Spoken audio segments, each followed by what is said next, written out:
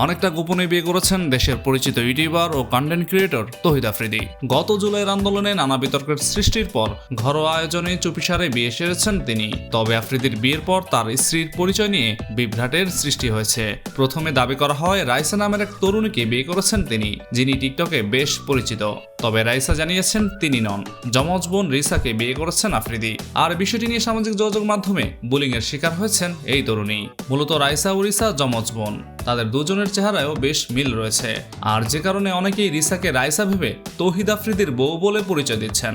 আর এই বিষয়টি নিয়ে বেশ বিভ্রান্তে পড়েছেন রাইসা, কেননা তিনি আগে থেকেই বিবাহিত। ফলে আফ্রিদির সঙ্গে তার বিয়ের খবর ছড়িয়ে যে মিথ্যা তথ্য ছড়ানো হচ্ছে তাতে তিনি ক্ষতির সম্মুখীন হচ্ছেন। আর এই বিষয়ে রাইসা বলেন, আমি আর আমার বোন কেউই টিকটক স্টার না। আমাকে টিকটকে দেখেছে এমন মানুষও আপনি খুঁজে পাবেন না। তবে হ্যাঁ, আমি ব্র্যান্ড প্রমোট করি। কিন্তু 2023-এ বিয়ে এবং এরপর মা হওয়ার পর সামাজিক যোগাযোগ মাধ্যমে আমি একদমই সক্রিয় ছিলাম না। আমার পরিবার, স্বামীর পরিবারের একটা ভালো পরিচিত আছে, তবে এরপরে আমাকে বুলিং এর শিকার হতে হচ্ছে। তাই এই বিষয়গুলো নিয়ে আমি আইনি ব্যবস্থা নেব।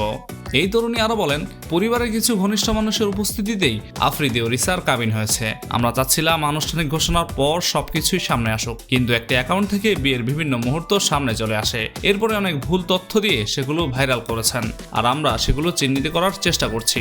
এরপর আইনি ব্যবস্থা নেওয়া হবে। এদিকে বিয়ে নিয়ে তৌহিদ আফ্রিদির ভাষ্য, মেয়েকে দেখতে গিয়ে তাদের বাড়িতে বিয়ে করে ফেলেছে। পারিবারিক আয়োজনই হয়েছে তা। আর সেই আয়োজনে দুই পরিবারের সদস্য ও ঘনিষ্ঠজনেরা উপস্থিত ছিলেন। উল্লেখ্য, ইউটিউবার ও কন্টেন্ট ক্রিয়েটর হিসেবে বেশ আলোচিত তৌহিদ আফ্রিদি। ফেসবুক, ইনস্টাগ্রাম ও ইউটিউবে রয়েছে তার লাখ লাখ অনুসারী। বর্তমানে তার ইউটিউব চ্যানেলের সাবস্ক্রাইবার সংখ্যা 63 লাখেরও বেশি।